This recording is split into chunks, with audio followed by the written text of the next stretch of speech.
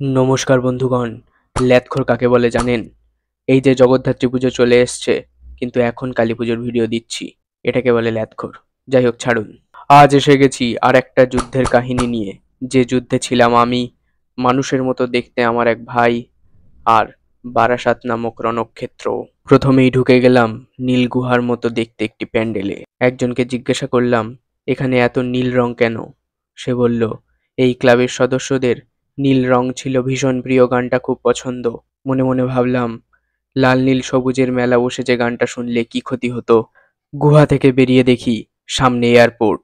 ছোটবেলা থেকে ইচ্ছা ছিল এয়ারপোর্ট দেখব, আজ সেই স্বপ্ন পূরণ হলো। একটু এগিয়ে সামনে দেখলাম বাদামি রঙের প্যান্ডেল, পাশে রয়েছে ইট দিয়ে তৈরি ব্যারিকেড। এই কথাটা ভাইকে বলতেই ও আমাকে অশিক্ষিত বলে গালাগাল দিল। বুঝলাম না কেন। লাইনে দাঁড়িয়ে এক অদ্ভুত প্রাণীর দর্শন পেলাম, চারটে পা, একটা লেজ আর দুটো শিং, কিন্তু পরনে কোনো জামা কাপড় ছিল না। পৃথিবীতে নাকি এদের গরু বলে। গরু নামক প্রাণীটিকে জিজ্ঞাসা করলাম, কি করছেন এখানে? সে আমার দিকে রেগে তাকিয়ে বলল, ঠাকুর দেখতে এসেছি, আপনার কোনো প্রবলেম আছে? বুঝলাম প্রাণীটি আমার থেকে ভালো ইংরেজি জানে, তাই আর কথা বাড়ালাম না। প্রাণীটাকে টাটা বলে ভেতরে ঢুকে দেখলাম একজন ফুটবল কোচ বাঁশি নিয়ে ক্রমাগত বাজিয়ে চলেছে। পরে বুঝলাম তাকে সারা বছর কেউ পাত্তা না দেওয়ায় এখানে সে তার রাগ উগরে দিচ্ছে। বাইরে বেরিয়ে একটি সিনেমা হল চোখে পড়ল। ভাবলাম ভেতরে যাব, কিন্তু লোকমুখে শোনা গেল গার্লফ্রেন্ড না থাকলে নাকি এই সিনেমা হলে প্রবেশ নিষিদ্ধ। তাই নিজের অপমান ঠেকাতে তাড়াতাড়ি কেটে পড়লাম। এখানে কয়েকজনকে জল নিয়ে খেলা করতে দেখলাম। পৃথিবীতে নাকি এটাকে পুকুর বলে। ছোটবেলায় একবার ভেবেছিলাম এই রকম চুল রাখবো, কান অবধি বড় হতেই মা বঁটি নিয়ে এসে চেঁচে দিয়েছিল। তারপর থেকে এই দুঃসাহস আর দেখাইনি। চুলেও ভেদাভেদ, একজনের অঢেল আছে আর একজনের ফাঁকা। প্যান্ডেলে ঢোকার মুখে পুলিশ আমাদের মাওবাদী ভেবে ক্যামেরা অফ করতে বলল।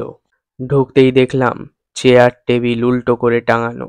এগুলোর মানে আমাদের মোটা মাথায় ঢুকলো না। এই সেই যন্ত্র যেটার উপর হিসি আটকে যাওয়া বাচ্চাদের তুলে দিলে হিসি হতে বাধ্য। এতক্ষণ যুদ্ধ করে ঘাম ঝরানোর পর এবার জল লোড করার পালা। তাই লাল নীল হলুদ সবুজ রঙের জল খেতে দাঁড়ালাম।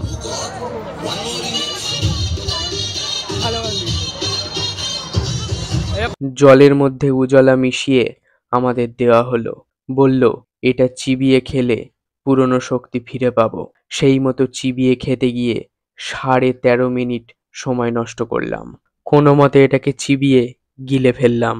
এরপর হাওয়াই মিঠাই দেখে লোভ লাগছিল, কিন্তু নিজের আদ্দামড়া বয়সের কথা চিন্তা করে চেপে গেলাম। এখানে দেখলাম ব্যাঙে হারমোনিয়াম নিয়ে সারেগামাপা গাইছে।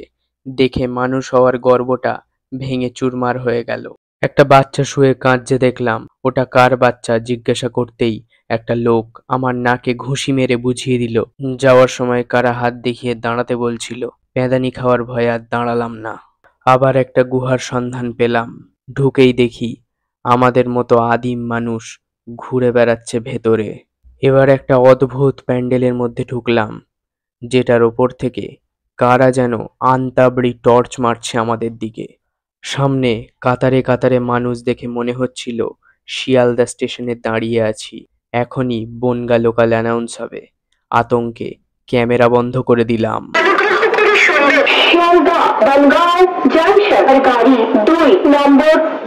এই যুদ্ধের পর বেশ দুর্বল হয়ে পড়েছিলাম, তাই একটা রেস্তোরাঁয় ঢুকে খাবারের কথা বলতেই ওরা রেগে গেল।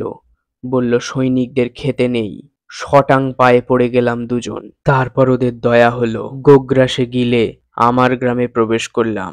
ভাবলাম আমার গ্রাম যখন লেখা আছে তখন গ্রামের সবই থাকবে, কিন্তু ঢুকে দেখলাম দু একটা শুকিয়ে যাওয়া কলা গাছ ছাড়া আর কিছুই নেই। প্রত্যেকটা মেলায় এগুলো সাজানো থাকে। শেষ পর্যন্ত এই দুই মানুষ সমান ধামড়া লুচিগুলো কে খায় সেটা কেউ জানলে বলবেন। এই প্যান্ডেলে এক ব্যর্থ প্রেমিক তার প্রেমিকা ছেড়ে যাওয়ার পর লিখে রেখেছে, তবু মনে রেখো, এনার প্রতি আমার পূর্ণ সহানুভূতি। প্ল্যান ছিল এটা উপরে উঠলে নিয়ে পালিয়ে যাওয়ার, কিন্তু লোকটা বেশ চালাক ছিল।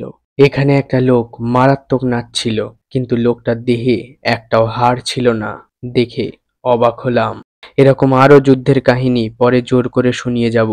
এখনকার মতো টাটা।